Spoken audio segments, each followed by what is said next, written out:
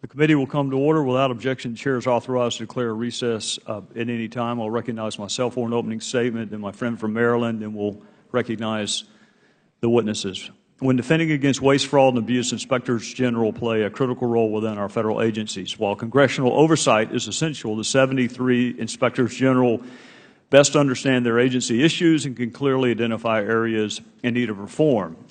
In fiscal year 2015, IG saved taxpayers roughly $37 billion on a total budget of $2.7 billion, which is a tremendous return on every dollar given to the IGs.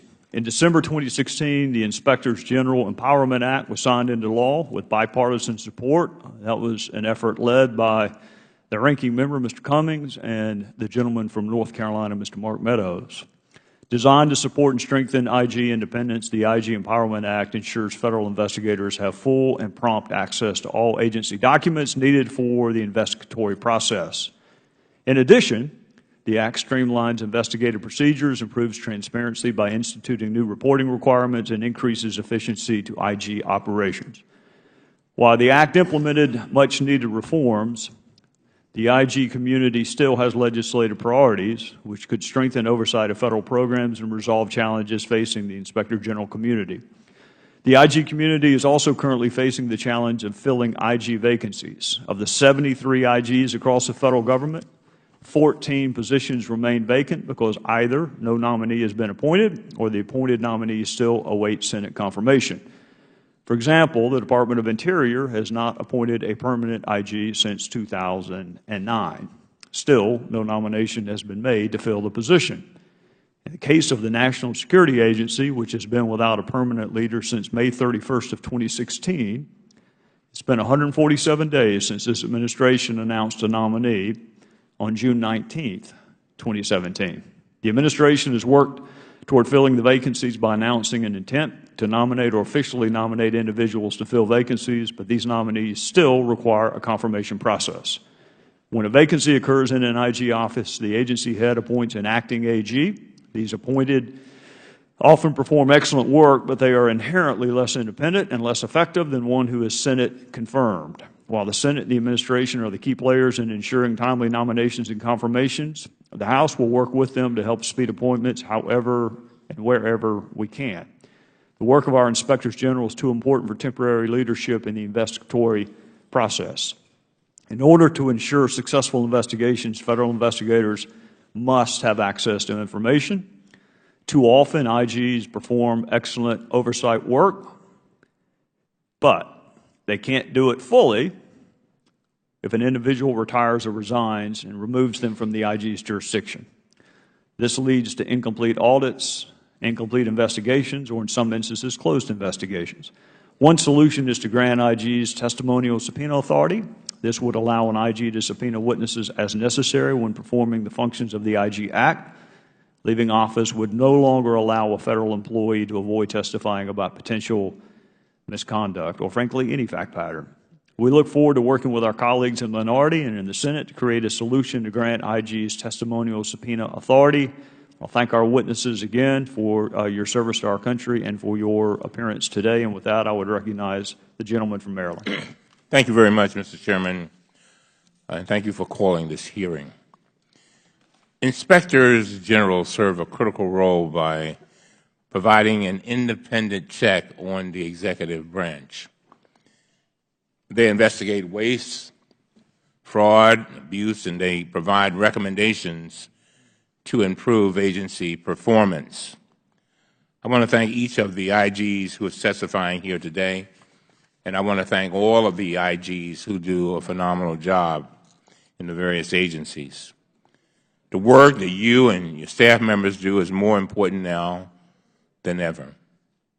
The Oversight Committee is the primary investigative body in the House, and we rely tremendously on IGs in conducting our own oversight work. Let me address one key example. In 2015, this committee launched a bipartisan investigation following revelations by John Roth, who's present with us today, the IG at the Department of Homeland Security. Mr. Roth identified grave concerns about security deficiencies at our nation's airports. As part of our investigation, our committee heard from numerous whistleblowers who bravely reported security problems at airports and management challenges faced by the Transportation Security Administration. Some of those individuals alleged that TSA retaliated against them for making those disclosures. In March, Carolyn Lerner, who was serving as the special counsel, testified before our committee that TSA was refusing to provide information about whistleblower cases. She also testified that TSA was impairing the ability of the special counsel to fully investigate those cases. On March 6, 2017, our former chairman, Jason Chaffetz, sent a letter to TSA requesting the information that TSA was withholding. The acting general counsel at DHS responded that the agency, quote, objects to the demand, end of quote, that it provide these documents to the committee. So on March 17, 2017, the committee issued a subpoena for these documents. But DHS, listen to this, DHS still refused to turn over the documents.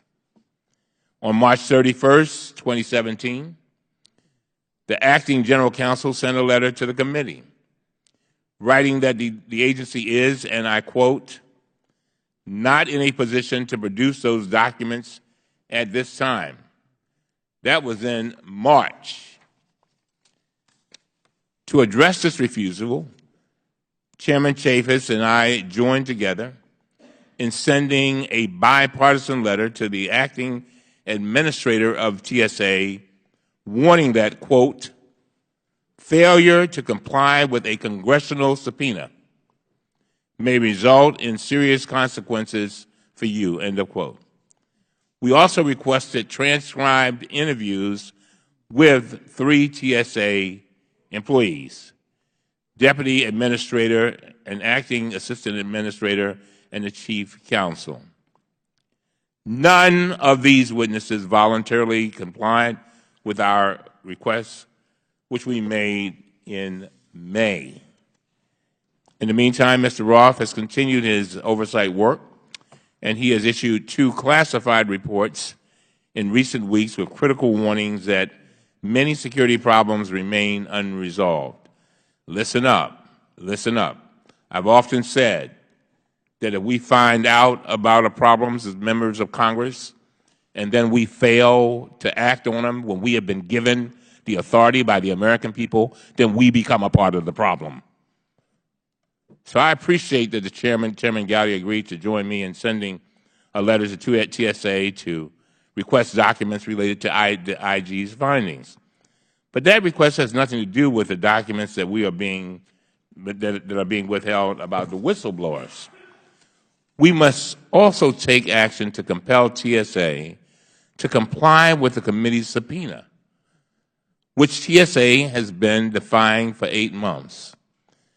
Yesterday, I sent a letter to Chairman Gowdy laying all of this out and requesting that the committee enforce its subpoena for these documents. I also requested deposition subpoenas for the 3 TSA officials who have refused to participate in transcribed interviews. These are issues my staff have been raising for several weeks, if not months. Here's the bottom line. I do not believe that we can afford to wait. The security of air travel is not a partisan issue. Every person who flies on an airplane, works in an airport, or drives to the airport to pick up a family member wants to know that they will be safe. God forbid if something terrible were to happen, I want to know that we did everything, every single thing in our power, to conduct vigorous oversight to protect the American people. That is what we are sworn to do. And in addition to that, if we do not protect these whistleblowers, if we let the agency defy this subpoena, and if we allow the agency to flout our interview requests, that will have a negative impact on whistleblowers across the board. And all of us know in this committee that a lot of our work and a lot of the waste, fraud, and abuse that we've been able to discover have been because people have sat at that table many times with tears in their eyes, trembling. They simply wanted their government to work properly, but they came forward bravely to offer evidence so that we could do our jobs. And so it will act as a deterrent to anyone who is thinking about coming forward to report dangerous security failures or anything else. And that, in turn, will damage our oversight efforts and the operations of our government. And with that, I thank you, Mr. Chairman.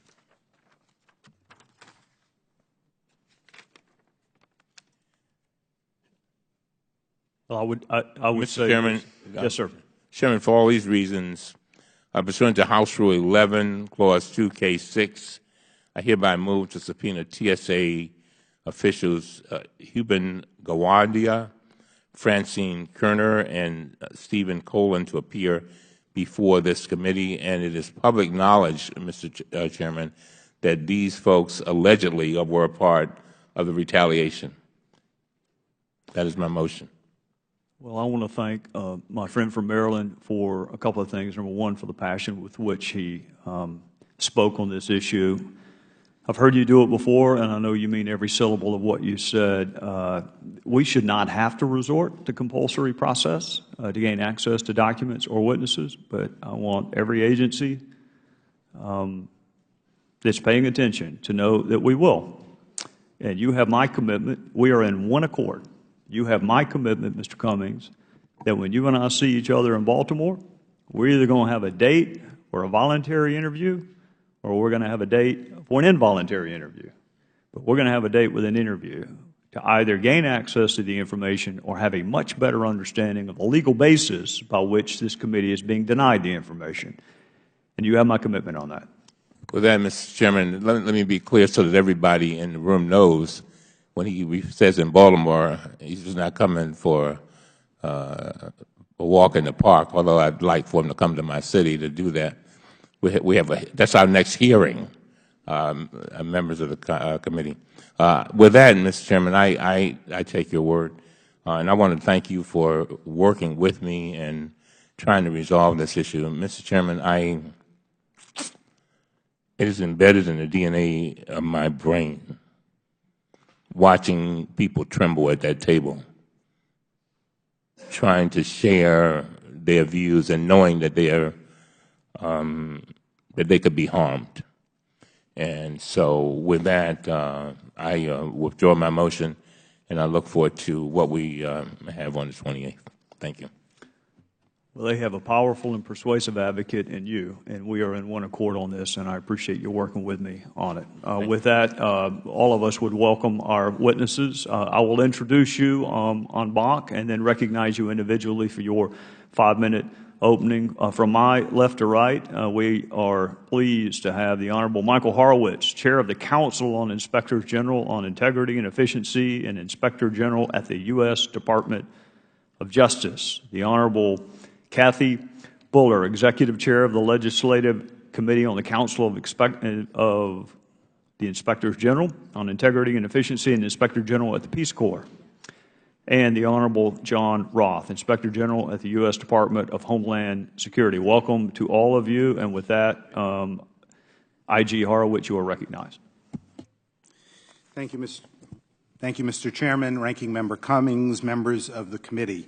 Thank you for inviting me to testify today. The IG community appreciates this committee's steadfast bipartisan support, including your efforts last year to get the IG Empowerment Act adopted. Because of our statutory independence, IGs are uniquely positioned to identify waste, fraud, and abuse. As the Chairman indicated, in FY 2016, the IG community identified potential cost savings of over $45 billion. Compared to our community's budgets combined of about $2.7 billion, that represents about a $17 return on investment. In addition, IG investigations resulted in almost 5,000 successful criminal prosecutions, over 1,500 civil actions, over 6,000 suspensions and debarments, and over 4,000 personnel actions. And I'm pleased to report that for the first time, all public IG reports can be found in one place at a website that the Council of IGs launched on October 1st called Oversight.gov. We also launched on that date our first ever Twitter account at Oversight.gov. We hope that everyone who is interested and cares about our work in the IG community visits Oversight.gov and follows us on Twitter. The passage of the IG Empowerment Act greatly enhanced our ability to conduct independent oversight. The Act made it clear that IGs must be given unimpeded and timely access to all agency records, and since the passage of the Act, I am not aware of any IG office facing a legal impediment to IG access. However, there remain concerns by several IGs about the timeliness of our access to information. Foot-dragging by agencies delays our work, impacting our ability to identify important issues that could save the taxpayers significant amounts of money, and is wholly unacceptable. SIGI will continue to work on these issues, and we appreciate the continued support of this committee in those efforts. The IG Empowerment Act also granted IGs an important tool in our fight against improper and duplicative payments, an exemption from the Computer Matching Act.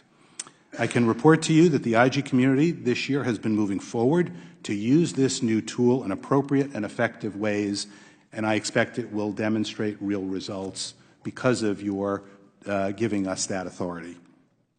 As IG Buller will outline, we believe that some additional authorities would further enhance our ability to identify wasteful and improper spending.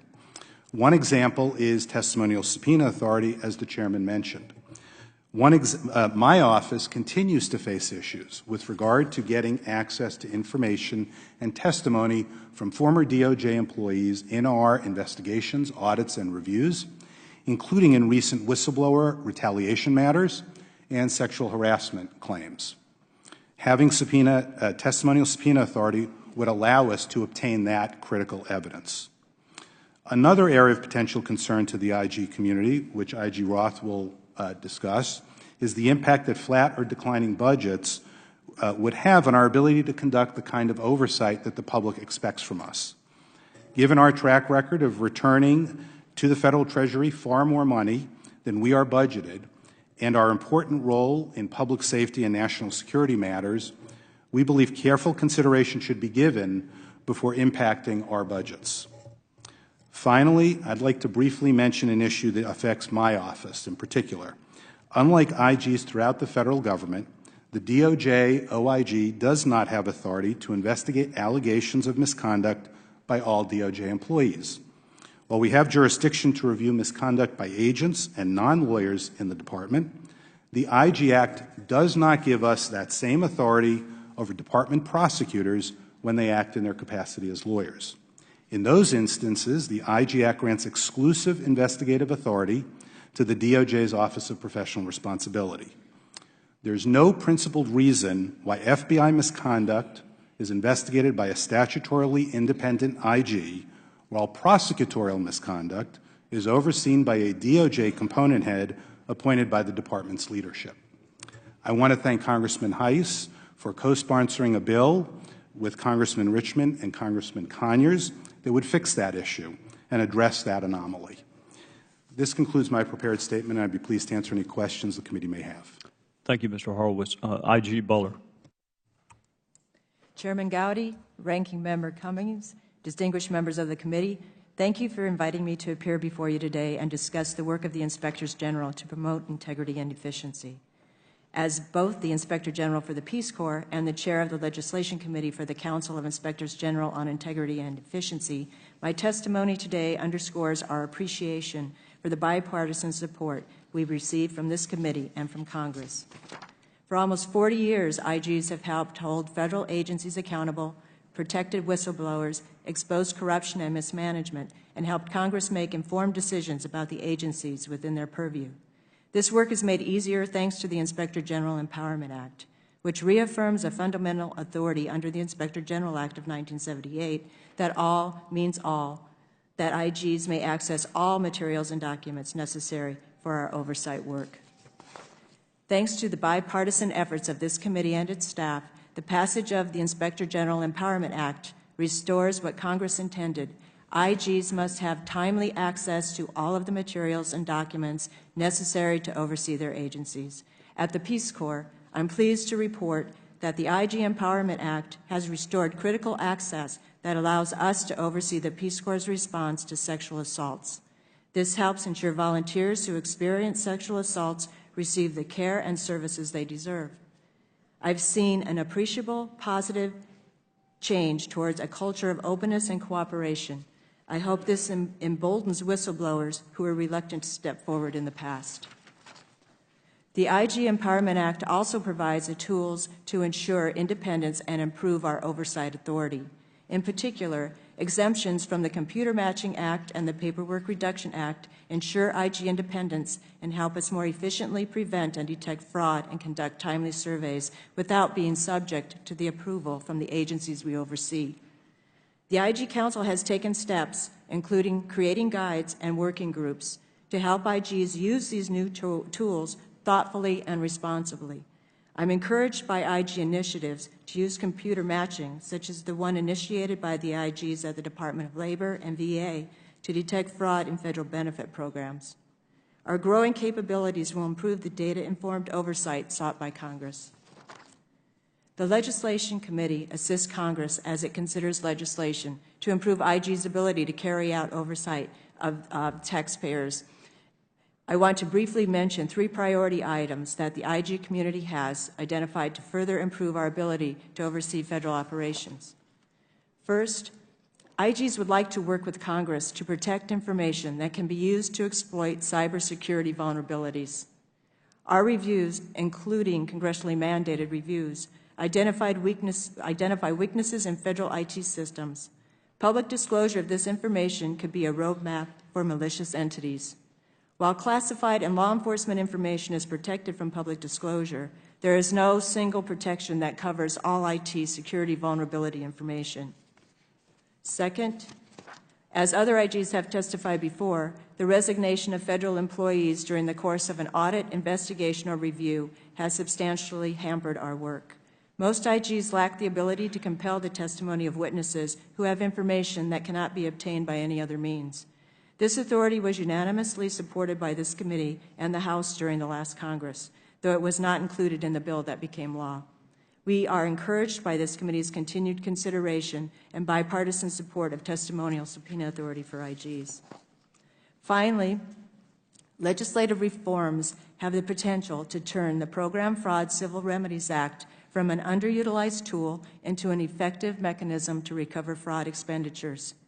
SIGI has proposed several straightforward changes to help agencies use the Act in cases of small dollar fraud or in qui tam relator cases where DOJ declines prosecution. If used to its full potential, the recoveries could be significant. The Inspector General community is grateful for the steadfast bipartisan support we have received from Congress. Collaboration with this committee and its dedicated staff, both for the Inspector General Empowerment Act and other initiatives, has been incredibly constructive. From our training initiative, Meet the IGs, to the regular technical assistance we provide, our proactive efforts to keep each other informed have yielded productive results for the taxpayer. We look forward to continuing to be an important resource to this committee and other congressional stakeholders as you pursue your oversight and legislative work. I would be happy to answer any questions you might have. Thank you, IG Buller. IG Roth. Chairman Gowdy, Ranking Member Cummings, and members of the committee, thank you for inviting me here today to testify. I believe I speak for the entire OIG community in expressing my gratitude to the committee for its leadership in championing the IG Empowerment Act and the cause of vigorous and independent oversight. OIG's reporting relationship to Congress is a key feature of the Inspector General Act. Inspectors General can only recommend to our agency, but we cannot direct our agency. Therefore, congressional oversight plays a critical role in ensuring if department operations, that which gets paid attention to, simply put, gets fixed. Probing, fact-based oversight, whether done internally by an Inspector General or externally by a congressional committee, can help bring about positive change. The critical and skeptical review of programs and operations, conducted in full view of the public, acts as the disinfectant of sunlight to ensure improved transparency, accountability, and efficiency in government. We appreciate that Congress, and this committee in particular, recognizes the value of Inspectors General and willingly steps up for OIGs by passing legislation that empowers us. Simply put, without the support of Congress and the significant independence and access provisions contained within the IG Act, we would be unable to do our job. Let me give you an example.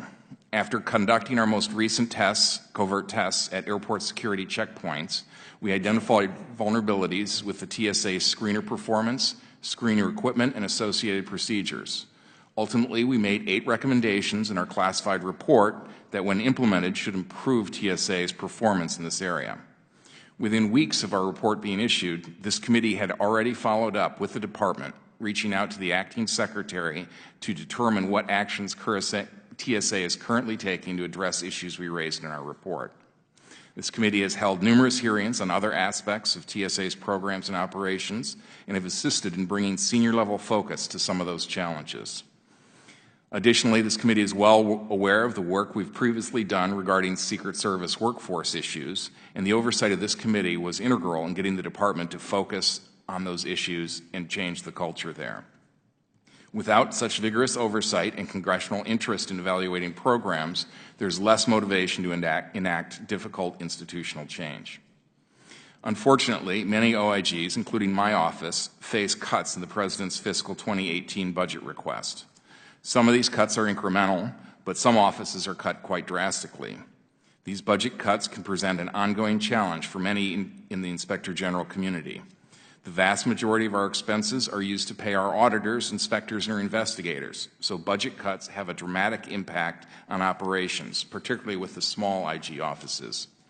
Without the resources to do the job, no matter how strong the provisions in the IG Act with regard to independence and access to information, and no matter how strong the support from this committee and others, money can always be used as a weapon to diminish our ability to conduct the active and independent oversight that Congress and the public deserve. These proposed cuts make little sense given the contributions Inspectors General make. The Brookings Institute recently issued a report which analyzed the financial impact on government when OIG's budgets are cut, and found that cuts to OIG budgets actually cost the government money and contribute to the federal deficit. In fact, Brookings concluded, and I quote, that OIGs often function as a revenue-positive institution, entities that bring in more revenue than they cost. And as Mr. Horowitz noted in his testimony, City's own data showed a 17-to-1 ratio of money spent by OIGs to money saved by our recommendations. So cutting the Inspectors General doesn't make any sense economically. And that 17-to-1 figure actually understates our performance because it does not measure improvements that result in increased national security and public safety. Much of our best work, audit and inspections report that shed light on dangerous or ineffective programs, for example, don't carry with it a cost savings, but the value to the American taxpayer is incalculable. Finally, let me permit me to publicly acknowledge the auditors, inspectors, and investigative agents that work not only for me at DHS-IG, but throughout the IG community. They come to work every day with the mission to make our government work better, to be more effective and efficient, and to ensure integrity. Being an independent entity within the organization, whose job it is to ask the hard questions, is a tough job. But without the dedication of the men and women who do the work, we would not be able to point to the successes that we have talked about this morning. Mr. Chairman, that concludes my testimony. I'm happy to answer any questions you or members of the committee may have. Thank you, IG Roth. Pursuant to committee rules, all witnesses will be sworn before they actually begin to testify. So I would ask you to please rise and raise your right hand. You solemnly swear or affirm the testimony you're about to give should be the truth, the whole truth, nothing but the truth, so help you God. Let the record reflect all witnesses answered in the affirmative. You may be seated. The gentleman from North Carolina, Mr. Meadows, is recognized. Thank you, Mr. Chairman. Thank you for your leadership on this particular issue. Obviously, as we look at making sure that accountability and oversight is conducted, there is no group of individuals that are truly more welcome than our inspectors general. I can say that having worked with all three of you, this is not your first rodeo. We welcome you back. But, Mr. Roth, as you were just mentioning, it is the men and women who serve within your particular agencies that deserve a round of applause from the American people and, quite frankly, from members of Congress. What I've come to understand far too often is that members of Congress normally only show up when there is a problem, not when things are going well. So you have my commitment to all three of you as you invite me and other members of this committee to come in to do what I would say is a thank you tour, a thank you for a job well done. So, Mr. Horowitz, let me come to you because obviously, with all the attention that has been directed at the Department of Justice and ongoing investigations, are you finding because of the IG Empowerment Act, your job is a bit easier to do with regards to cooperation within DOJ? I have heard from my entire staff, auditors, investigators, review teams, that their job has been made much easier by that. We are no longer getting the legal impediments, roadblocks thrown in our way. We occasionally have timeliness issues that come up that require elevating, and they get fixed, but it's night and day from what you and other members of this committee heard repeatedly over the past 5 years about our ability to get our jobs done. That has improved markedly. And so do I have all three of your commitment that if you start to see those impediments, even under a new administration, that you will report back to this committee expeditiously to let us know so that we can hopefully alleviate any of those hurdles? Absolutely. Okay, Mr. Chairman, if you could acknowledge that all the witnesses answered in the affirmative on that particular issue. Mr. Horowitz, let me come back to you because obviously there are some ongoing investigations as they relate to some of the issues at DOJ. In the past, we have run into, not with DOJ, but we have run into other issues where the Inspector General has said, well, they didn't want Congress doing oversight and investigations simultaneously. Based on some of the ongoing investigations that you are involved with, do you see if Congress embarks on a strenuous oversight investigation, would that hamper your ability to do your job? No, we believe, and we've talked about this, that we would be able to move forward with our review, particularly, for example, our ongoing election review that we are looking forward to completing in the not-too-distant future, and it would not impact us. And I would just point to our experience with the Fast and Furious review that we did when I became IG in 2012. This committee had an ongoing and quite active review, and both moved forward in parallel fashions, and it did not impede us in any way.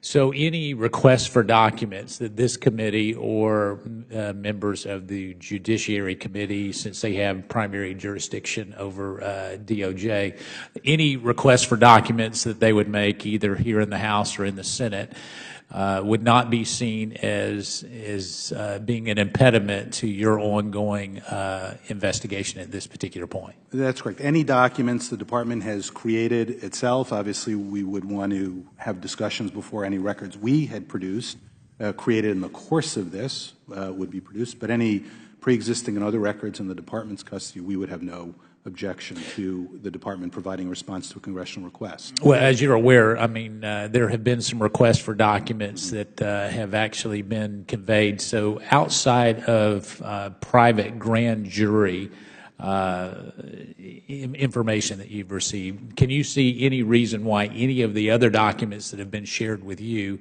would not be shared with either the House or the Senate? I'm not aware of any such issues. Grand jury would be the obvious one. Sure. Would be an issue. Mr. Roth, let me come to you in my final 16 seconds. You have been hard-hitting on some of your analysis in a number of ways, and I've enjoyed reading your reports and have read them many times over and over again. Do you believe at this particular point that you have the tools necessary to make sure that from a DHS standpoint that we can get to the bottom of so many things that have plagued the agency, and do you have the necessary tools to be able to do that? We do. I was in somewhat different position than Mr. Horowitz, that the culture at DHS was to provide documents. We've never had access issues. We have some timeliness issues, but that's a matter of ensuring that those issues get escalated to the right level and then they get solved. But given the IG Act and the IG Empowerment Act, we are in a pretty good place. I thank you, Mr. Chairman. I yield back. Gentleman from Maryland is recognized. Gentleman from North Carolina yields back. Thank you very much. Very quickly, I want to clarify a comment I made earlier, Mr. Chairman. The subpoena that I requested earlier relates to 3 TSA officials who were either allegedly involved in retaliation or involved in the decision to withhold documents regarding retaliation. I didn't want to paint a broad picture, but at least 2 of them were involved in retaliation. I just want to clear that up. Yes, sir. We're in one accord. All right. Thank you very much. Mr. Horowitz, in your testimony, you stated that there are currently 14 vacant IG positions and that 12 of those are presidentially appointed Senate-confirmed positions. The President has not nominated a candidate for 5 of these positions, including the Departments of the Interior, Energy, Defense, Housing, and Urban Development, and the Federal Election Commission. Is that right? That's correct, although the FEC position is an agency-appointed position, so that wouldn't be a presidential one. All right. The Department of the Interior has been without a permanent IG for over 3,000 days. Mr. Horowitz, in your testimony, you stated, and I quote, "A sustainable absence of permanent leadership is not healthy for any office, particularly one entrusted with the important and challenging mission of the IG. Do you believe extended vacancies could affect the ability of the IG offices to make long-term commitments to projects?" Absolutely, and acting IGs do great work. My position was vacant for about 15 months, but the IGs, acting IGs, understand that they've got to be careful on any long-term issues while there's a vacancy. And not surprisingly, the access issues I faced, as you know, occurred during that period where there was no confirmed IG.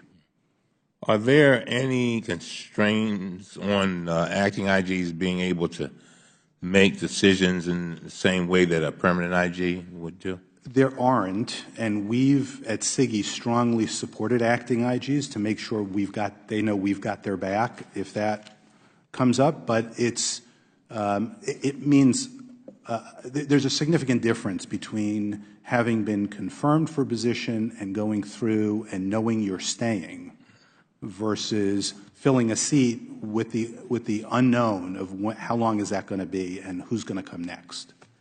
On April 12, 2017, then Oversight Committee Chairman Jason Chaffetz and the ranking member myself wrote to President Trump asking him to nominate qualified independent individuals to fill these open spots.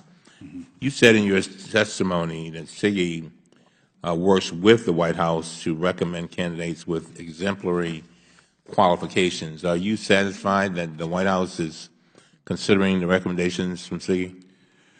We've had a very good working relationship with them in reviewing candidates. They've made sure we've reviewed and interviewed and passed along our views on every candidate. Mm-hmm. So far, all 7 candidates that they've nominated have come through our office. I obviously can't speak to how the other vacancies will play out, but so far it has been an open and productive dialogue. On my way over here this morning to the committee, a reporter asked me a very interesting question. He asked, what do I worry about or am I concerned about the folks being appointed to the IG positions? And I told him, no, I'm not worried at all, because the people that every IG that I've ever met have been very honorable people, and they're going to do what is right no matter what and uphold the Constitution. And so I don't have any concerns about that. Some vacancies, of course, are pending before the Senate. Robert Storch, who worked for you, Mr. Horowitz, was nominated almost 5 months ago, but his nomination still has not been approved by the Senate. Is that right? Yep, and I'll make a pitch for Rob. He's still my deputy, National Security Agency nominee, and my whistleblower ombudsman. So to your point earlier, this is someone who would bring to the intelligence community real experience in whistleblowing issues, which, as we know, is critically important there. He's gone through 3 committees. 3 committees have approved that nomination because of the position, and he's awaiting confirmation on the floor. Just last question. Tell us how significant the whistleblower ombudsman is, and what are they doing?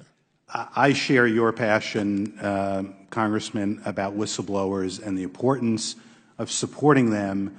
We've dealt with them, and if anybody has any question about how important whistleblowers are, go to oversight.gov, type in whistleblowers in the search term. You'll get back all the reports that reference whistleblowers that have resulted in important reports that we've issued. There are hundreds of them, and that's because they know the key information that we need, and having whistleblower ombudsmen is a way to further encourage people to come forward, to have a comfort level that they're going to talk with somebody who understands and cares about and knows about the challenges they're going to face, and can give them information about the process. So it's not mysterious, it's not an unknown, and all of us in the IG community take seriously any retaliation against whistleblowers. So our ombudsmen are involved in training within the community. We've created in SIGI a first-ever ombudsman group that's helping agencies with training. My own agency, DOJ, we've worked with the department as well. So it's a very important issue for us. And we support, by the way, the legislation that this committee has put forward and you have been so instrumental on that would make those positions permanent. Thank you very much. The gentleman from Maryland yields back. The gentleman from North Carolina is recognized. Thank you, Mr. Chairman. Thank you all, panel, for being here today, as always. Mr. Horowitz, according to your website, your office is conducting an ongoing review of the Drug Enforcement Administration's efforts to prevent opioids from being distributed to unauthorized users. Can you give me an update of the status of the review, and when will that review be complete? Well, we initiated that just a couple of months ago, and so we're in the, frankly, relatively early stages. We're in the middle of getting documents, reviewing documents, and conducting interviews. I could probably give you a better idea early in the year on what our timeline looks like, but our reviews roughly take about a year or so. Okay, that's fair. Any initial or early delays that you're concerned about at this point? No. The relationship with DEA has changed dramatically from what it was, and this committee understands perhaps better than anybody. Yes, we're thrilled to continue to hear about that, to continue to expound on that even more in the days ahead. Mr. Roth, or General Roth, the DHS OIG released a management alert for FEMA on September 29, 2017, relating to the housing programs FEMA is implementing in Texas following Hurricane Harvey. The OIG made a point to release this management alert quickly so FEMA would still have time to heed the OIG's recommendation. Is that correct? That's correct. Okay. Has FEMA responded to that management alert or provided feedback in any way? They have responded, and we are working with them. What we want to try to do is have a relationship where we can bring attention to these issues, then work with them to try to get a solution. What we were worried about, particularly in that situation, was the fact that they contracted with a local state entity to provide housing assistance, but the contract that they used didn't have the kinds of measures that a typical federal contract would have. You know, what is the responsibility of FEMA? What is the responsibility of the state? How do you measure performance? What happens if performance isn't conducted? Those kinds of things. So we were working with them to try to convince them or to have them understand why it is that these things are important. You are familiar with the pilot program that FEMA first used after Hurricane Sandy, I would imagine. FEMA continues to use variations of this pilot program. They used it again after the flooding in Baton Rouge last year, and now they're using it again after the hurricanes this year. But the problem, I guess, is they still haven't implemented your recommendations. Can you speculate or tell me why is it important? First of all, speculate why they haven't, and tell me why it's important that FEMA does include those recommendations. Yeah, this is one of the constant criticisms that we've had over time with FEMA is the fact that that every disaster seems to bring challenges that they had faced before and yet had not put in procedures in place. FEMA is a very highly decentralized organization that's really developed around the regional structure. So the procedure that was used, for example, in Miami would be different than the procedure that was used in Houston, as opposed to having sort of standardized national criteria and policies and procedures. And the STEP program really is the poster child for that. We first notified them that this was a high-risk pilot program back in 2012. They didn't do anything. We did another audit report in early 2017. Again, there were issues, and then finally we have this management alert that says you need to develop policies and procedures so you're not making this up every single time. So we're now, I guess, past 5 years from your initial recommendations to FEMA. Is that correct? That's correct. All right. Thank you with that. I will yield back to our chairman. The gentleman from North Carolina yields back. The gentlelady from New York is recognized.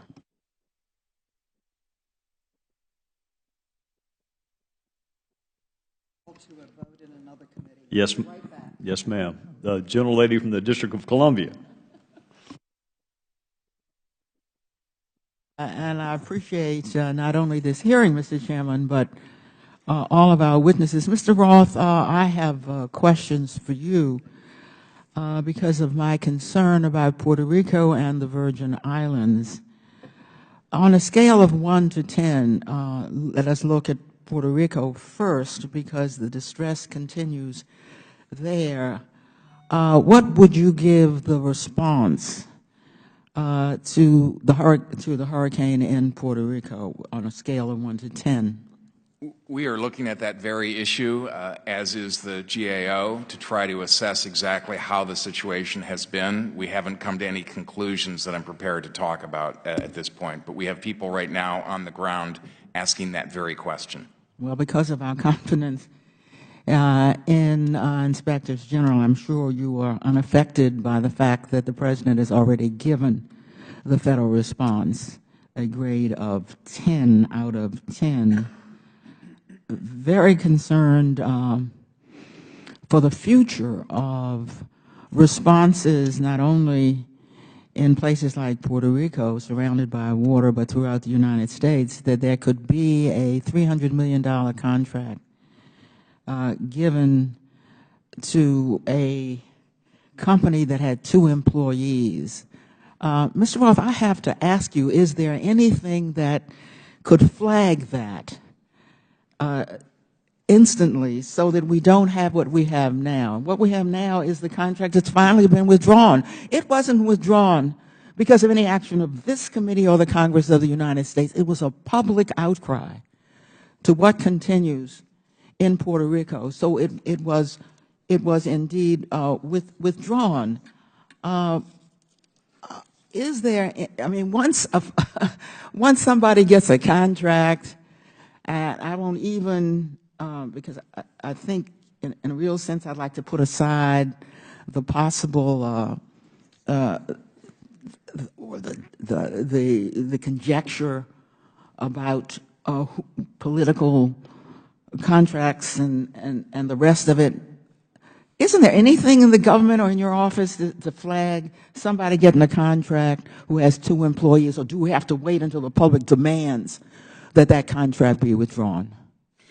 Certainly when FEMA is involved, we can tell you what the process is. Now, my understanding with the Puerto Rico... Well, sure, FEMA was involved. Well, that's still unclear, and in fact, we're looking at that specific issue, the circumstances surrounding the letting of that contract and whether the federal government was involved in that. But I will tell you what we are doing in all three disaster areas.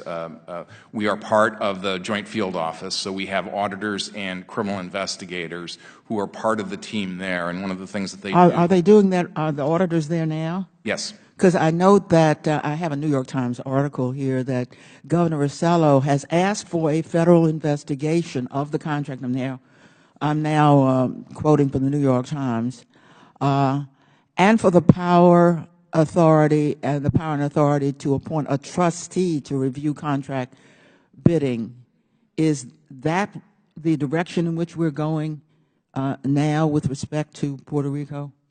So what we're doing in Puerto Rico is, again, we have an audit staff that's down there. In fact, my deputy is down there as we speak.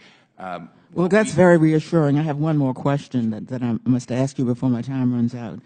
There was an 8-day delay in appointing a 3-star general to go down there. I don't know when there's been a disaster as bad as Puerto Rico.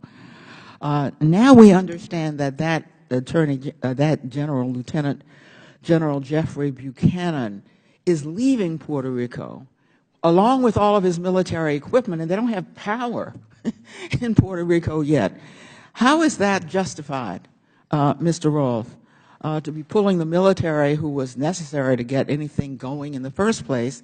And are you looking into the withdrawal of the military after the delay in getting the military there and the continuing crisis in Puerto Rico with no electricity and people still screaming and yelling that they're not being treated fairly? We are looking at FEMA's response and DHS's response. Are you looking at the withdrawal of the military? To the extent that DHS was involved in that decision, we will certainly consider it as part of our overall review. I would also note that GAO has announced that they are doing a fairly fulsome review of those very same issues. Thank you. Mr. Chairman, I just want to say that I believe there ought to be a subpoena because the White House is withholding information relating to the administration's response to hurricanes in Puerto Rico and Virgin Islands, where there is still immense distress. If we can't get it any other way, I hope we will consider a subpoena. Gentlelady from the District of Columbia yields back. The gentleman from Alabama is recognized. Thank you, Mr. Chairman. Mr. Roth, we sent a letter. We request to your office requesting that you produce a complete case files for your office's report, FEMA's initial response to the 2016 catastrophic flooding in Louisiana. And we ask that you provide those materials no later than 5 p.m. on July 31st. Those materials were not produced. We extended that, gave you a little bit longer, and your office still hasn't provided those. Can you tell me why you haven't provided those documents? Sure. The reason we haven't provided them is that the audit is not complete.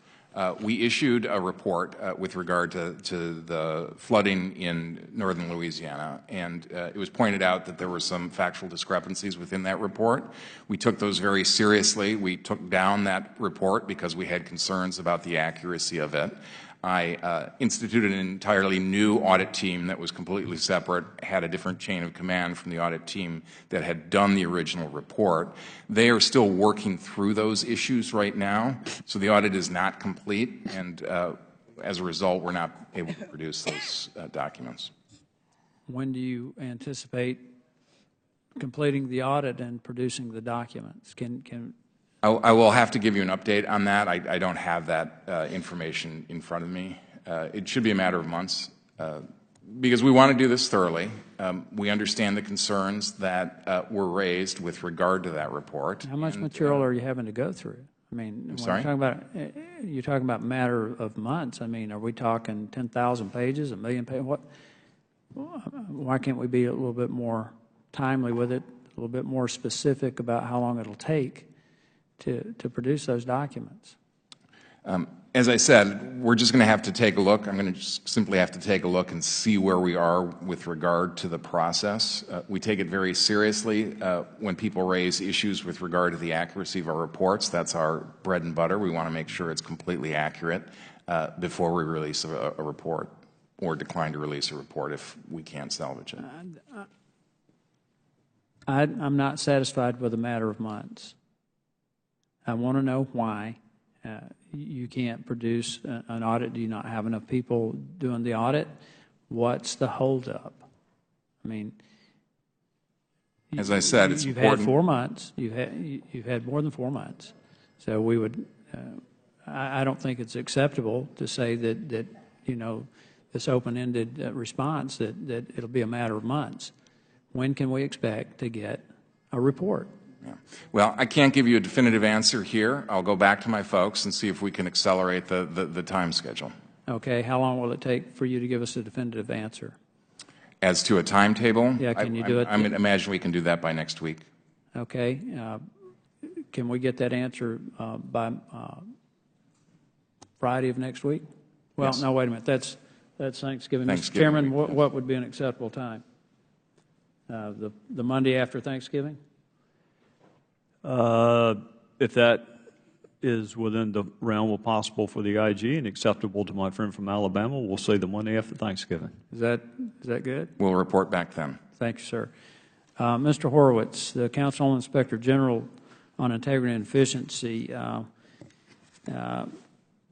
has plans for the expansion of Oversight government.gov, Oversight.gov, and other related efforts.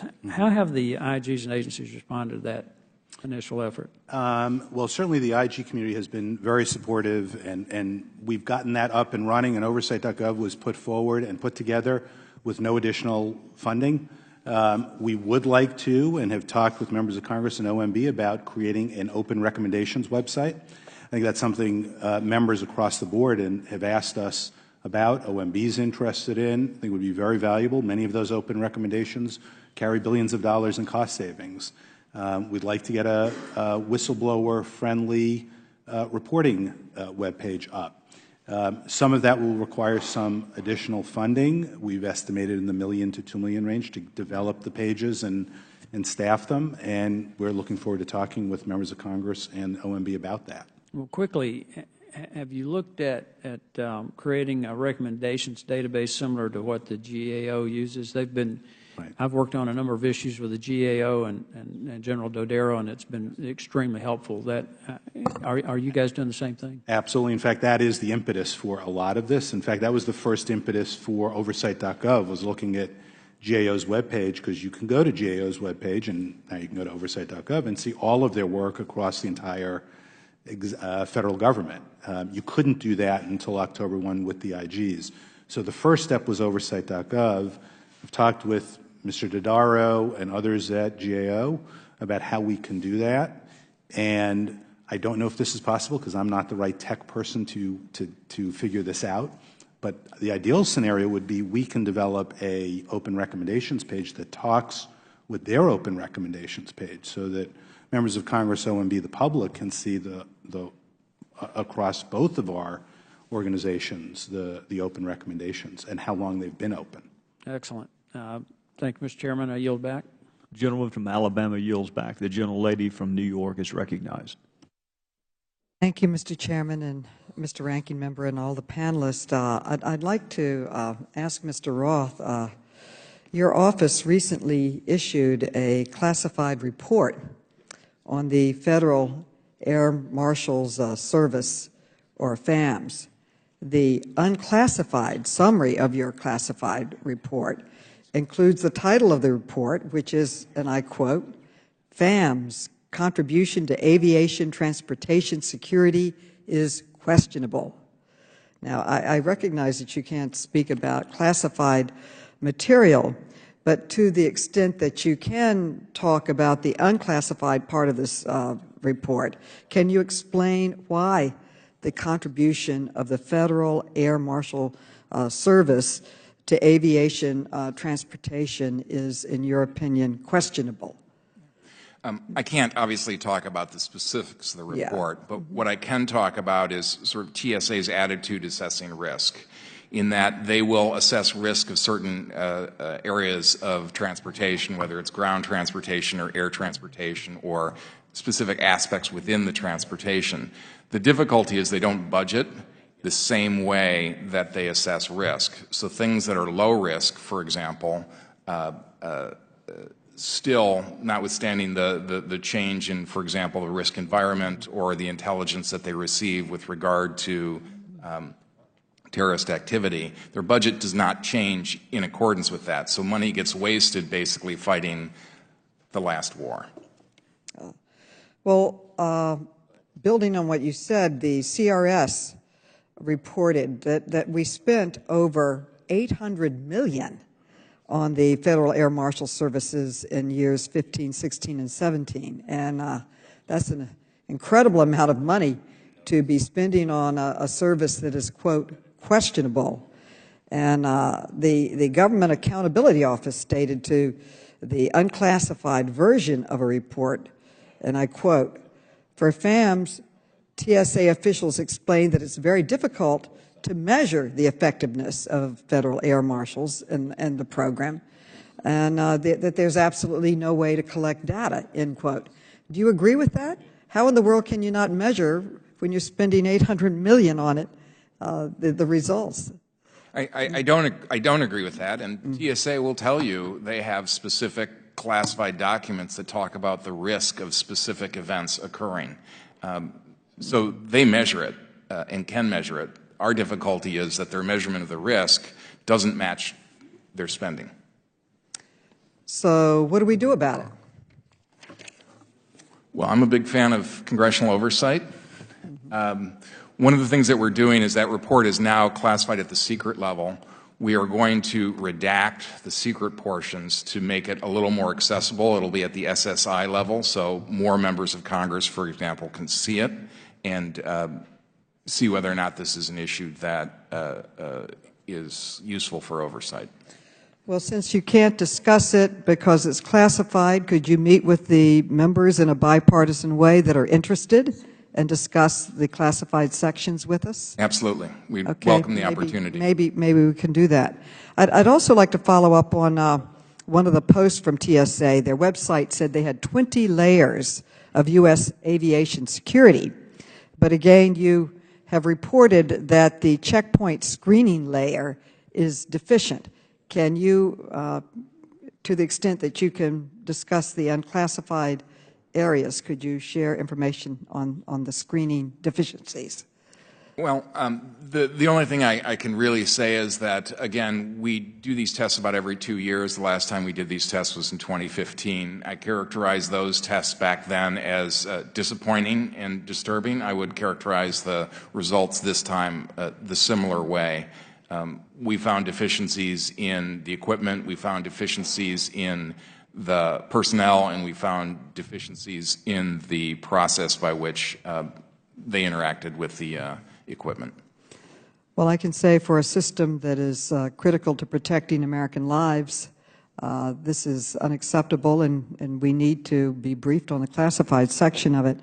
And the warnings that are being raised about the extent of the problem, I find absolutely alarming, quite frankly, and we should begin by enforcing the existing subpoena that the TSA has ignored, completely ignored. And we should require depositions with TSA employees who have refused, absolutely refused, to answer questions voluntarily that this committee has put forward. So I personally look forward to your briefing, and thank you very much. Yes. Gentlelady from New York yields back. The gentleman from Kentucky is recognized. Thank you, Mr. Chairman. Mr. Roth, I have a few questions relating to the ongoing disaster-related investigations. First of all, this committee staff recently met with your staff in Texas regarding the response and recovery to Hurricane Harvey. In Texas, the Office of Inspector General has been investigating disaster-related fraud claims. The impersonation of FEMA officials, bribery, extortion, and even human smuggling, are these typical crimes you see following a natural disaster? Yes, we do. I mean, one of the things that we try to do in the very early stages of a natural disaster is that these folks have been victimized once by the natural disaster. We want to make sure that we try to prevent a second victimization by sort of the criminal elements who would come in either with various sort of scams or identity theft, those kinds of things. So we do see a lot of that typically in every natural disaster. So that's why we want to jump on it as early as we can.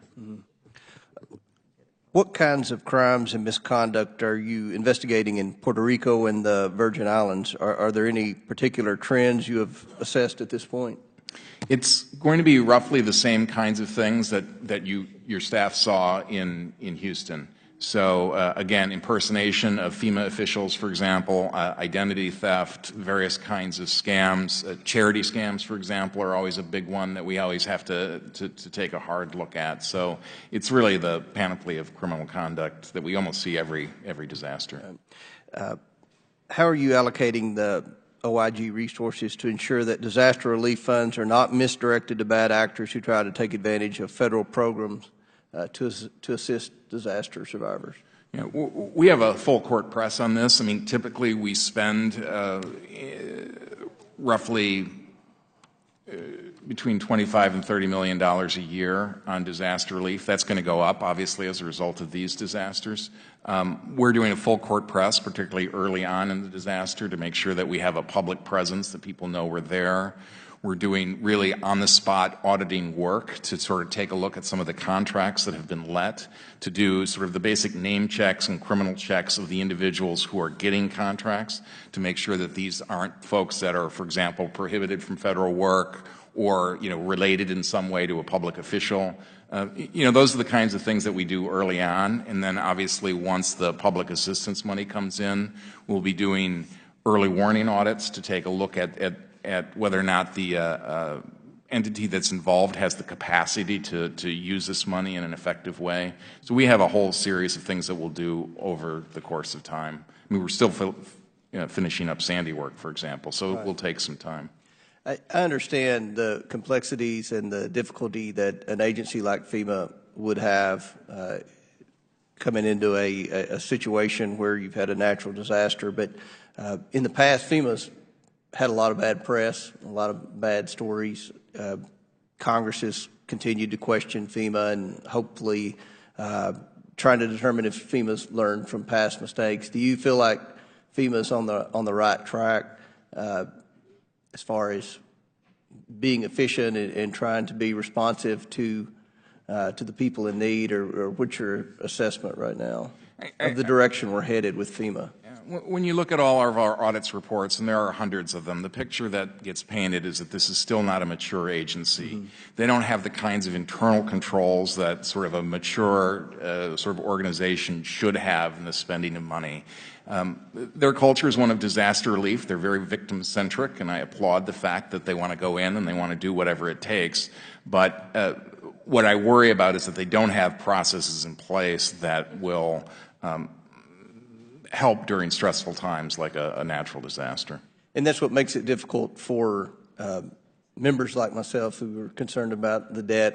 I believe in a limited government. It's government's responsibility to help people that can't help themselves, like in a disaster situation. But speaking for myself, confidence level in FEMA isn't where it needs to be, and that's unfortunate because I know we have a lot of people in need, and I believe that this agency can and should be the point of contact between the government and the people. But I'm hopeful that FEMA will try to improve and restore confidence in at least members like myself that have read some of these audits and have serious concerns about the direction that agency's headed. But thank you, Mr. Chairman. I yield back.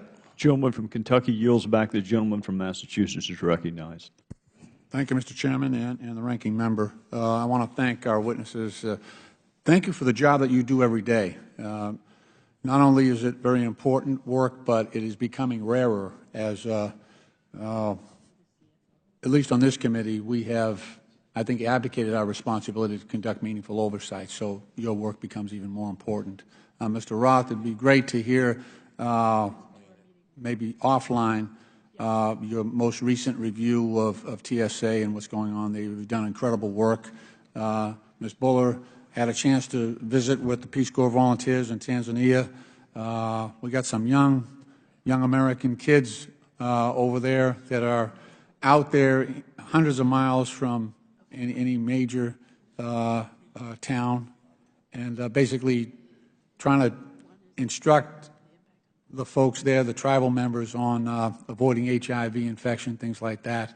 But You know, I know we instantly recognize the heroism of and the courage of our military personnel, but I don't think we give enough respect and acknowledgement to some of these kids in the Peace Corps. Carrie Radeletz, who's running the program over there, or at least was recently, they're doing incredible work over there, really deserve a lot of support, so I really appreciate the work you're doing. Mr. Horowitz, I want to talk to you about, you did a wonderful, in-depth, thorough investigation of the use of confidential informants by the ATF, the FBI, and DEA. And you found, that there was almost no oversight being done in terms of how we select confidential informants. In my district, we had a couple of instances where confidential informants were actually committing murders while they were on the payroll of the FBI. And we've got a lot of evidence out there that bad things are happening. So ATF has about 1,800 active informants. DEA has about 1,800 informants. I think there's a blind spot here. The DEA has paid approximately $237 million out to about 9,000 of their informants. They paid $25 million to 8 people over the last 5 years.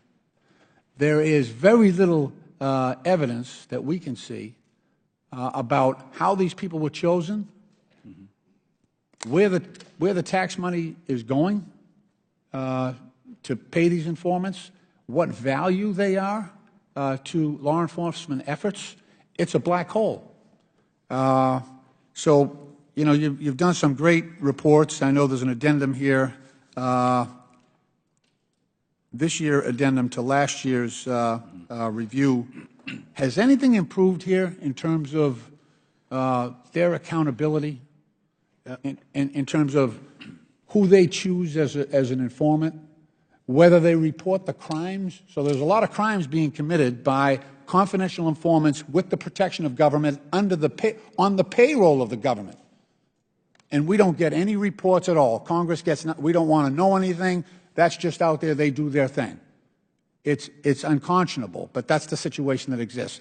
Has anything gotten better? First of all, I agree with you on your assessment, and as you know, and we've talked about, our office worked on the Bulger matter that you referred to, which was the FBI informant, both on his prosecution and the agent's prosecution. These are very serious issues. These are people who are usually involved in illegal activity before they become informants, not always, but often, who are then being authorized to conduct additional illegal actions with the stamp of approval of the federal government and the Justice Department in this instance. We found widespread problems, as you noted. Part of the report, the addendum, is the classified piece of it, so I can't go into some of those details. Yeah, let me just stop you right there. Yeah. We have to do this. We have to do our work. You know, Mr. Horowitz, all three of you, I would recommend we do a separate hearing with each one of you, a public hearing about what we can talk about, and then we do three basically restricted forums where it's in camera, and that we get the rest of the information for you, because this is just unconscionable that this would be allowed to continue. It's putting the national security and the privacy protections of the general public at great risk. I agree, and be more than happy to come and speak with you and other members about the non-public information, but also obviously keep you and the committee informed about what we're seeing as we do follow-up work. Obviously, we will continue to watch how this is going, because we agree these are very significant issues that we've identified. All right. Thank you, Mr. Chairman. I yield back. Gentleman from Massachusetts yields back. The gentleman from Georgia is recognized. Thank you, Mr. Chairman.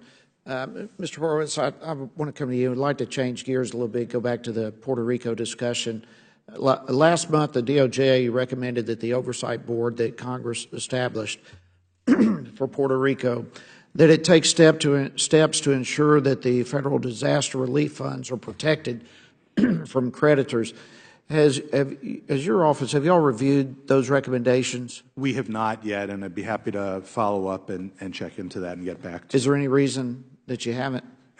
Frankly, with the variety of work and on our plate, we are, obviously interested in looking at it and talking with you further about it. Please do, and I would like your input on that. Yesterday, we had in Natural Resources a hearing that involved the governor of Puerto Rico, and I was able to question it. I have some very serious concerns with this whole thing. October 23rd, he established by executive order the CRRO, the Central Recovery and Reconstruction Office for Puerto Rico. And according to that executive order and his own testimony, the purpose of the CRRO would be as a central collector of all the various streams of financial support that the island is receiving. All right, that sounds pretty good, but when you start coming down to the enormous amounts of money that are coming in, I mean, just yesterday he requested between $90 and $100 billion yet to come. And so my question is, if we here in Congress have authorized the Oversight Board to oversee the economic recovery of Puerto Rico, where does this leave the CRRO, and what kind of conflict is involved in it? Yeah, and I'm certainly happy to look into that. We did an audit report last year on the department's money going into Puerto Rico and found a wide variety of concerns and problems about that. So this is a very important issue. There's a lot of federal government money going, not just with the disaster relief efforts, but day in, day out. Right, day in and day out. And let me ask a couple more questions with this. And Mr. Roth, I'm going to come to you on this too, because I want to get my head wrapped around as much of this as I can. Do you know whether or not the CRRO will be accountable to the Oversight Board? I don't know the answer to that as I sit here, but I'm certainly happy to look into it. Yeah, I don't know either. I'm sorry. How can we be looking at all this money flowing in there with a new established office, a CRRO, and we don't have any idea where all this, I mean, streams of gobs of money going in this, and there seems to me that there's no accountability in this, and they're asking for more and more all along. Will the Office of the Inspector General be investigating the CRRO? Well, I'm going to follow up and look at the issues. I will just say in terms of the disaster recovery monies, just want to mention that SIGI, the Council of IGs, has a disaster assistance working group to make sure we're all coordinated as IGs. Actually, IG Roth leads that effort. He's had meetings already about it. We've coordinated and we're talking to GAO.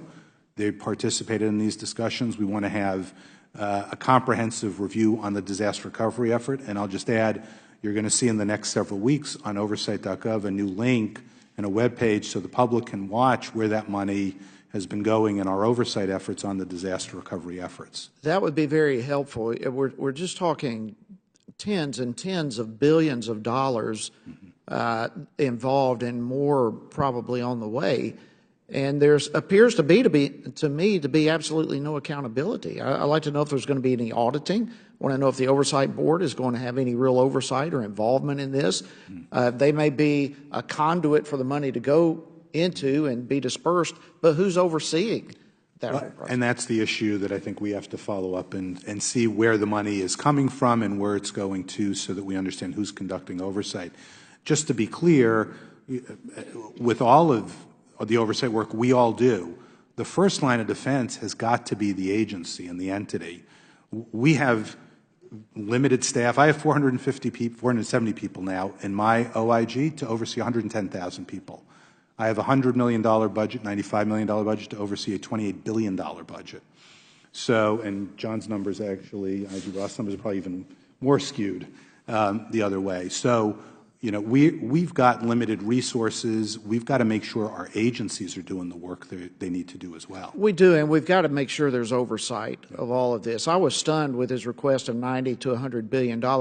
And I did a little research. That's more than what NASA is requesting for the Mars One project that goes from 2011 to the mid-30s, where we're actually going to be putting a permanent human colony on Mars, for crying out loud. And Puerto Rico is wanting more money. It's like, this is an unbelievable amount of money, and we have got to make sure that the accountability is there. And I thank you for your assistance in that. I yield back. The gentleman from Georgia yields back. The gentlelady from Illinois is recognized. Thank you, Mr. Chair. I wanted to talk a little bit about the hiring freeze. On January 23, 2017, President Trump imposed a government-wide hiring freeze for civilian employees. In April, the Office of Management and Budget replaced the President's hiring freeze with a directive to all federal agencies, quote, begin taking immediate actions to achieve near-term workforce reductions and cost savings. The Democratic committee staff surveyed inspector generals at 24 federal agencies to determine the potential effect of these actions on their ability to conduct oversight of federal programs and operations. Mr. Horowitz, the response we received from your office in March stated, and I quote, as we continue to assess the impact of the hiring freeze and prospect of a reduced budget, DOJ OIG is concerned about the potential impact that a period of sharply limited resources could have on our ability to continue to perform the kind and range of audits, evaluations, and investigations that are expected of us. I understand that your office was able to hire some staff this year. How could a hiring freeze impact an IG office and its ability to conduct oversight? Obviously, a hiring freeze would have an impact or could have an impact on IGs because of the limitations on adding staff. We are, as IG Roth mentioned earlier, all of our work is driven by our staff and our ability to do their work. I'll just add this caveat. We were largely exempted from the hiring freeze as IGs because of our law enforcement, other important responsibilities. What does worry myself and other IGs is flat budgets for us is in effect a hiring cut because costs increase, rent increases, healthcare increases, other benefits increase, meaning we have to reduce staff if we're held flat. And that does have an impact on us. We're not like the FBI, DEA, other parts of the Justice Department. They can look to non-personnel costs to save money. We're all about two things as a general matter, people and rent. And we're not going to close our buildings because we still have people working in them. Right. So it's all going to have to come out of personnel. So freezes and flat budgets both impact the mission of your organizations. Right. So I would just encourage, that is actually far more important to me and my office than perhaps the hiring freeze was because of the exemption we were given. Okay. Mr. Roth, the survey response that our staff received from your office stated, and I quote, that said, to adhere to the intent of the hiring freeze, there are still many support positions that are on hold during the freeze that we believe, based on past experience, will over time reduce the department's overall capacity and capability. However, the long-term impact remains to be determined. Is your office taking any actions to implement the OMB directive? Yes. So what we have done, and again, the freeze was lifted in April, as you note, and since then we are hiring up to our budget levels. So there was a pause while we tried to understand what it was that was going on, but we have now been able to continue to hire basically to our full-time equivalent level. Again, to reiterate what I said in my testimony as well as what Mr. Horowitz testified to, what we worry about is future budgets. The President's budget for me for fiscal 18 has a 10% cut in our budget, and that would be 10% below this year's level, at the same time that the rest of DHS is increasing. So as their risks increase, our opportunity to take a look at those risks and try to mitigate those risks decline. So that's what we worry about more than a freeze. Okay. Many IG offices responded to our survey, noting serious concern about the impact of the administration's hiring freeze and proposed staffing reductions. The Department of State IG reported that it faces, and I quote, staffing challenges in our oversight of Operation Inherent Resolve and Operation Freedom Sentinel, the U.S. efforts to defeat the Islamic State of Iraq and the Levant and the Taliban respectfully. The EPA IG warned that staffing reductions could, and I quote, hinder significantly our ability to exchange protective intelligence information with the FBI, Secret Service, and Marshal Service, which would delay the apprehension of criminals. Given how impactful IG offices can be in preventing waste, fraud, and abuse, it makes very little sense to impose a freeze, staffing reductions, or budget cuts on IGs. The Government Accountability Office found that a previous hiring freeze, and I quote, caused decreased oversight of federal programs by making it more difficult for the Inspector General offices to do their jobs, something we want you to have the capability to do. And I yield back. Gentlelady from Illinois yields back. The gentleman from Oklahoma is recognized. Thank you, Mr. Chairman, and thanks to you, all three of you, for the work that you do. Our government would be far less efficient without the fantastic work that you do. Mr. Buller, I would like to start with you, but actually ask all three of you because you had expressed concern, along with Mr. Horowitz, about desire for an independent testimonial subpoena authority, and I think this is important that we explore that a little more. Would you speak to that, and actually all three of you, of why this subpoena authority you feel is necessary? Often during the time that we're conducting an audit or an investigation, people who have knowledge of events that happened during the course of the activities that resulted in the audit or investigation leave for whatever reason. Either they retire conveniently sometimes, or they just leave. And we cannot, once they leave the government, make them talk to us. When they're employees of the government, we do have the ability to access them. Once they're gone, we don't. And in the Peace Corps, it's exacerbated because we have a 5-year term limit. So there's people coming and going all the time, and most of the time they don't even stay for the 5 years. So once they're gone and we're in the middle of an audit, we can't talk to them about it, or if they don't want to talk to us. That's the importance of a testimonial subpoena. No, it's and I appreciate that the insight on the 5-year term limit, which makes it even more difficult. Mr. Horowitz, and then Mr. Roth. Yeah, I'll speak to whistleblower matters. Congress, for good reason, gave IGs authority to look at whistleblower retaliation at contractors and grant recipients when management there tried to shut down employees from reporting waste, fraud, and abuse to us. Well, the challenge is, unlike employees in the federal government, which when they're employed they have to speak to us, the same isn't true for current or former employees of contractors or grant recipients. And so we have that authority now to investigate, but I've had cases where the people who were the alleged retaliators either left their jobs, in which case they clearly were unreachable to us because they weren't going to voluntarily speak to us, or even if they were still at the job, it would require management of that organization to tell the employee to speak to us because there's no other way to do that. And so it's very important in the whistleblower space as well as, frankly, the misconduct space. We see not infrequently department employees conveniently retiring on the eve of being questioned about the misconduct we're investigating. Seems to be a bad habit. Mr. Roth? Yeah, and I would add, for example, in the FEMA context, most of the money goes to states as grantees and then to state and locals as municipalities and then to private contractors. So just to trace the money and do a basic fraud investigation, never mind the whistleblower retaliation, requires the cooperation of all those folks. Now, the grants give us access to documents, but they don't give us access to people. So being able to go in and interview folks and get people on the record in those kinds of fraud contexts is enormously important.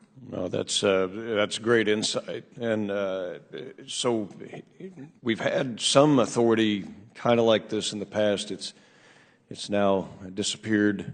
What's the fix? It's obviously going to require legislative, but what are your ideas on this? Well, it would require a legislative fix, and to be clear, the Defense Department IG has this authority and has used it very judiciously and appropriately, and as they've noted, just having the authority causes people to want to speak voluntarily, frankly, probably much less this committee, right? You don't probably have to issue many subpoenas to get people to come in and speak with you, but it helps to know that that subpoena power is there. We would need legislation. We worked very closely with the supporters of this in this committee and on the Senate side to put in place controls around it because it was reasonable. There were reasonable concerns to make sure that we would use it in connection with people who actually benefited from government programs. We weren't running around trying to subpoena people who, I'm not sure why we would have the time to do that, but we wouldn't use it for that purpose. So we're prepared to sit down and address any concerns about the use of it, make sure there's effective oversight. We had talked about a 3IG panel to make sure that existed, and that was what was originally in the draft legislation that we worked with the committee on. we're prepared to work and make sure this is used reasonably and appropriately. Frankly, just having the authority, I think, will cause us to not need to use it. Well, and your point on Department of Defense is spot on. Them having the authority really precludes a lot of subpoenas. And Mr. Chairman, I think this is something that we ought to explore, that we ought to try to do, because without teeth behind the bark, it's not really going to matter much. And for the record, I would like to assist this committee in that effort. I think that it is something worth doing. And I've run out of time, and I yield back. We'll do one better. We'll let you take the lead.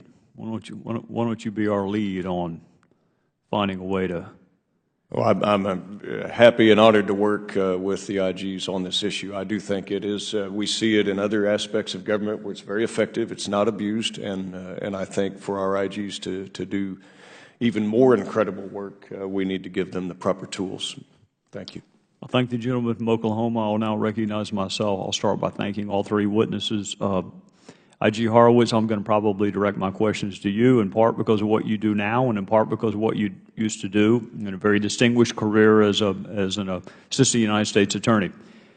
Give us the other side of the argument on compulsory process. Because when something, it sounds like a great idea, and this does, the ability to compel evidence, really, the fact that we don't have it leads me to believe that there is at least some argument on the other side. What would it be? So the Justice Department itself has opposed giving IGs. That would be an argument. And their concern has been that if we subpoena somebody and compel them to speak to us, that could negatively impact their ability to pursue criminal cases in matters they may have ongoing that we don't know about. We put in place a procedure in the Act to address that. The Department would get notice before we issued any subpoenas.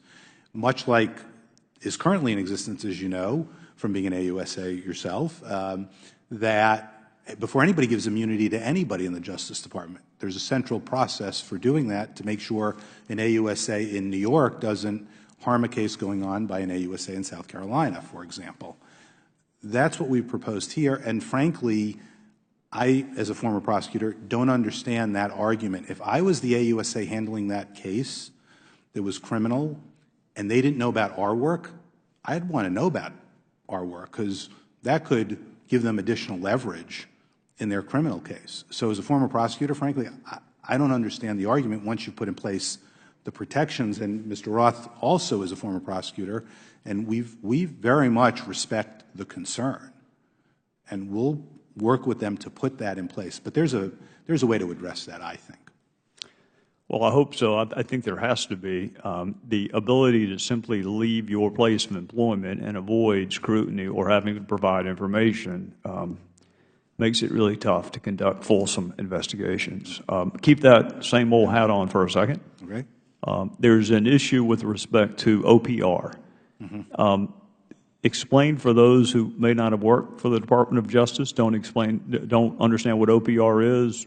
What is the issue there, and what are both sides of the argument? Okay. So the Office OPR, the Office of Professional Responsibility at the Justice Department, was created long before the IG Act was passed to look at misconduct by prosecutors. The head of that office is appointed by the department's leadership, the Deputy AG and the Attorney General, and they handle all allegations prosecutorial misconduct against prosecutors for conduct in connection with their jobs as lawyers. So, for example, in the courtroom and those kinds of issues. That's a carve-out that exists now in the IG Act, so that when my office was created back in 1988, it was carved out of our jurisdiction. We're the only IG with this carve-out. And it means that while we look at misconduct by FBI agents, DEA agents, ATF agents, other personnel, non-lawyers in the department, as well as lawyers when they engage in misconduct outside of work, we can't look at allegations of prosecutorial misconduct. We don't see a principled reason why we should be able to look at FBI agents' misconduct, but not misconduct by federal prosecutors. If it's important enough to have independent oversight by a statutorily independent IG over FBI agents, surely it's the same for prosecutors who wield at least as much power as FBI agents by their ability to act improperly in a courtroom. The flip of that has been, the Department's argument has been, and again, they've always opposed giving that authority to us, is that the Office of Professional Responsibility has managed that function effectively since its creation. They know how to do those cases, and there's no reason to change the process. It's my view that for purposes of independent oversight and transparency, there have been many issues coming forward in the last many years about questions of oversight of prosecutors. Several judges have raised concerns, and I think people would be hard-pressed to explain to an FBI agent why they need independent oversight by an inspector general, but that the prosecutors they're working with day in, day out, they go to through another door. Particularly in many instances, the Bureau agent herself or himself may also be an attorney. So their agent conduct is scrutinized or investigated one way. And if I heard you correctly, Representative Heiss, Cedric Richmond from Louisiana have worked with you on proposing a legislative remedy in this area as well as the one Stevie made reference to. That's correct. All right. And we have we've worked as well with bipartisan members on the Senate side to do the same.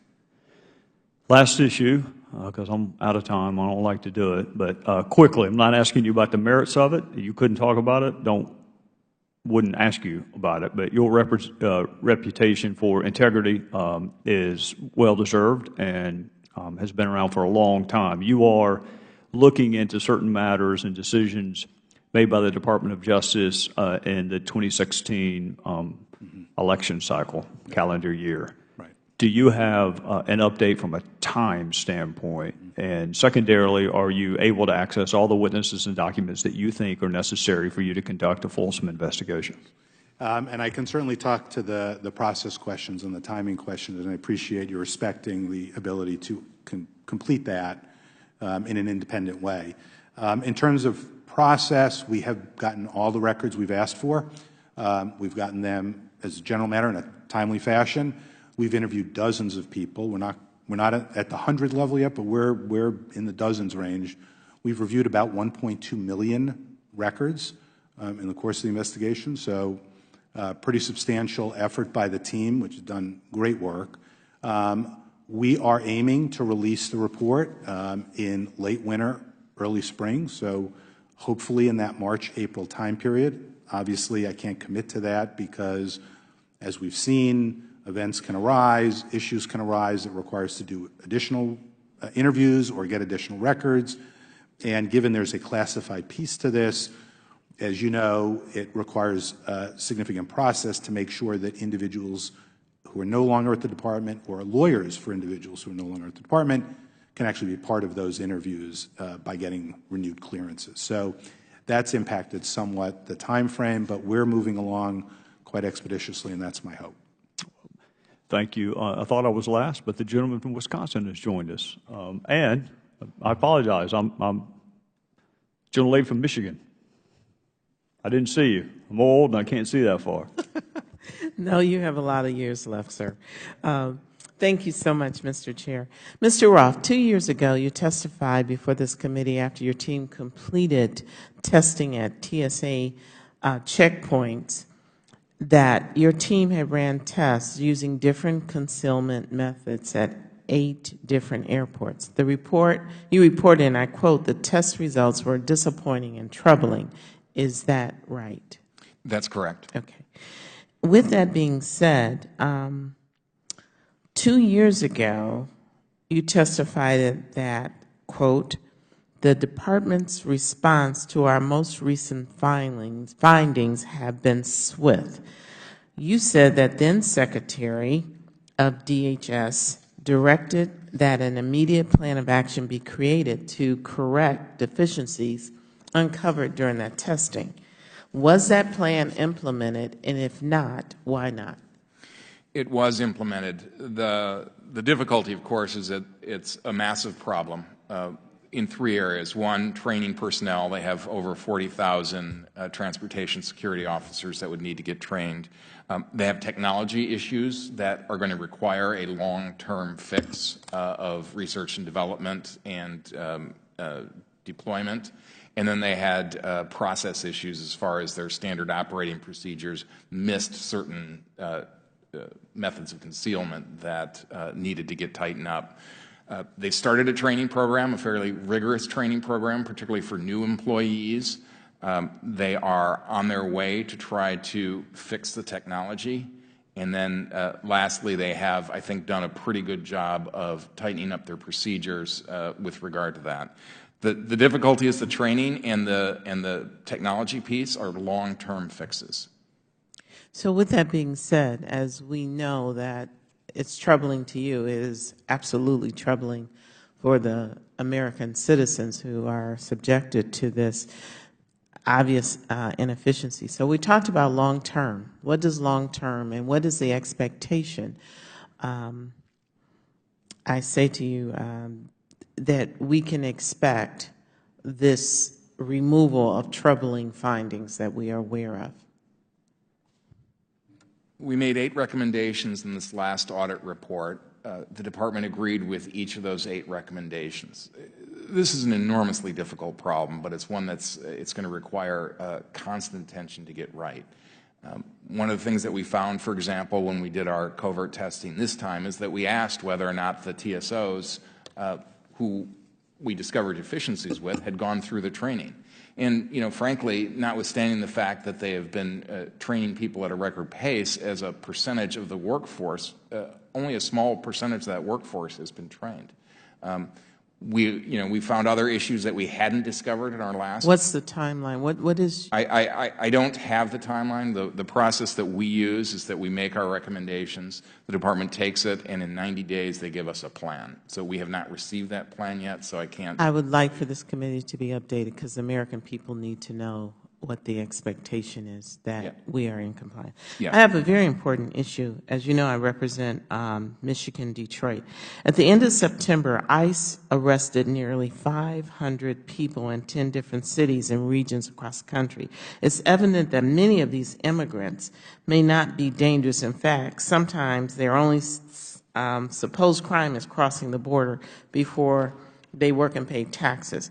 Do you know currently what is ICE criteria for deciding which communities to target and deport? How does ICE ensure it's not wasting taxpayers' dollars and time by targeting non-dangerous immigrants? Did you examine whether ICE is using resources and efficiency in this new criteria of it appears to be rounding people up? I really need an answer for that, Mr. Roth.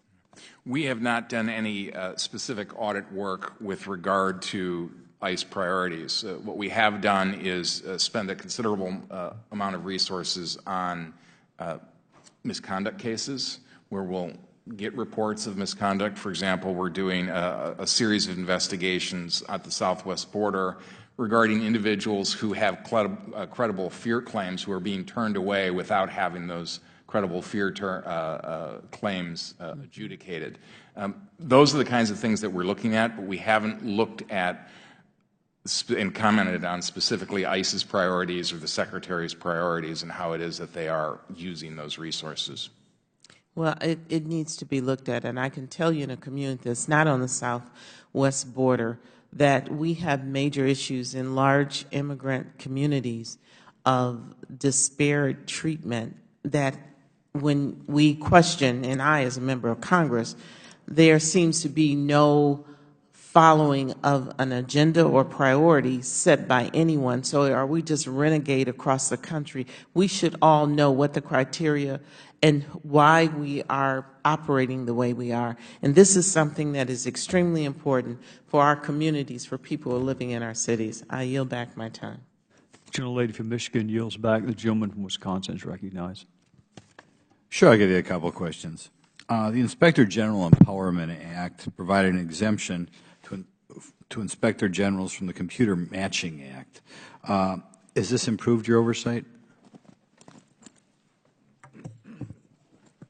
It has the potential to greatly improve our oversight. It will allow IGs to use computer matching more efficiently. One of the problems we had with the Computer Matching Act to begin with was that our agencies were involved in the approval process of us being able to match.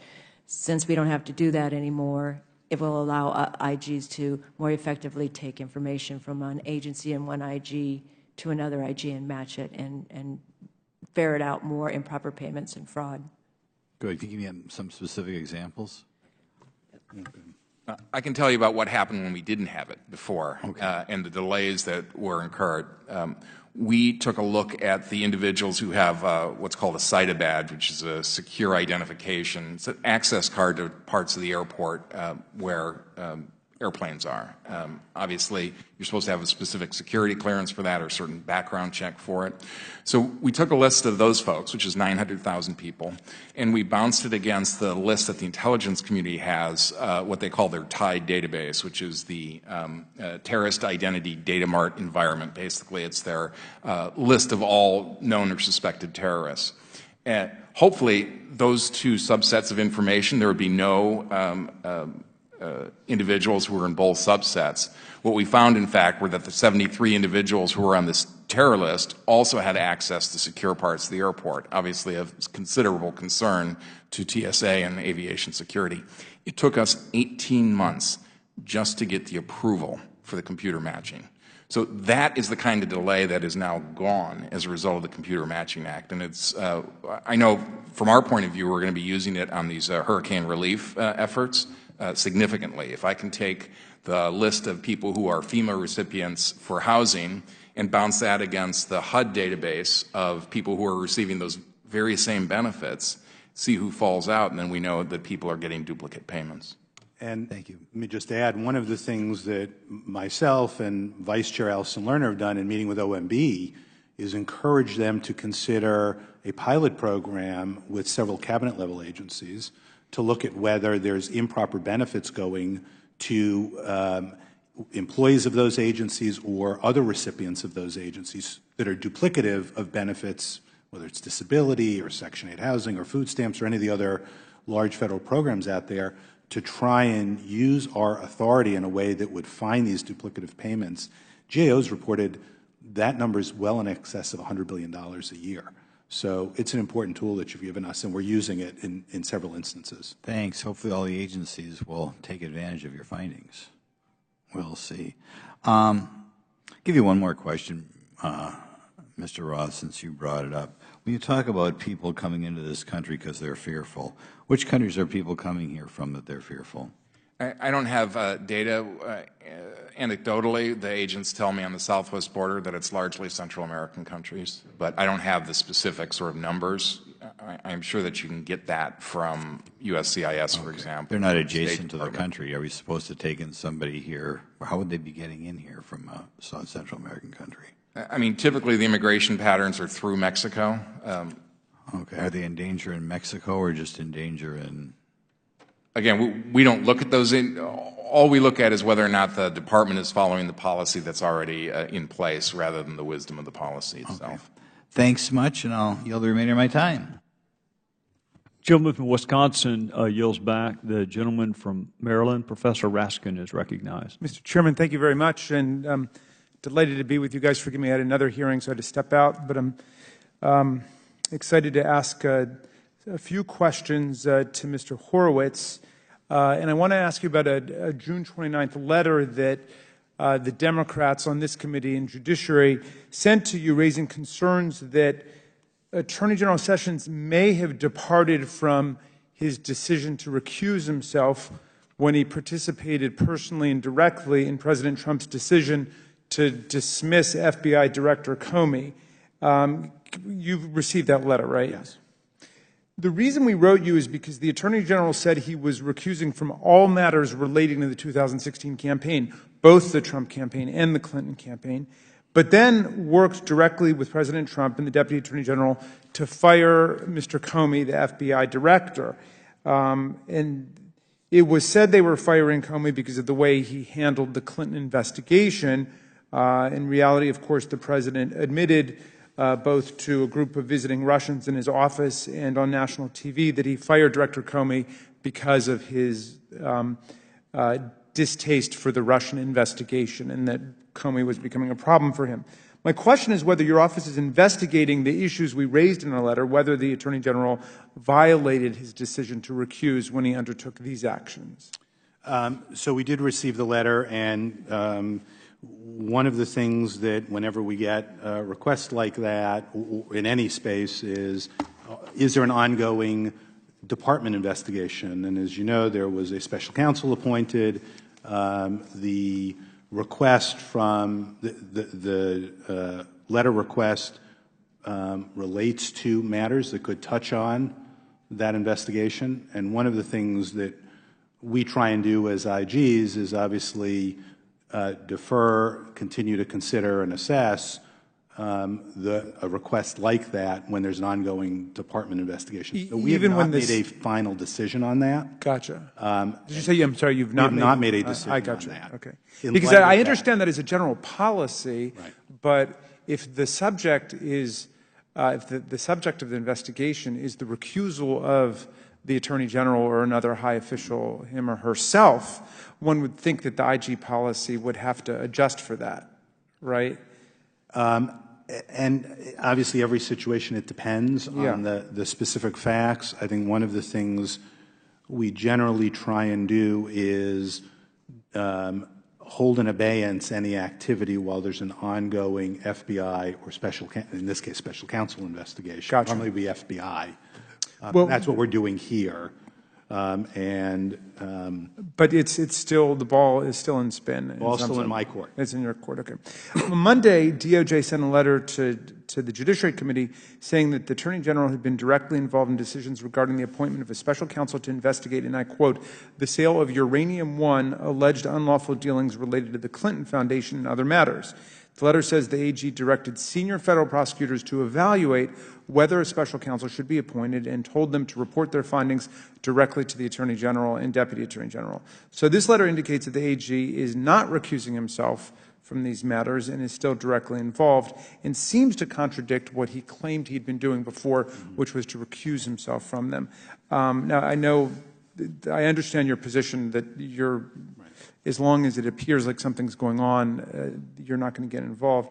But I just want to know whether you agree with me as to the importance of this matter.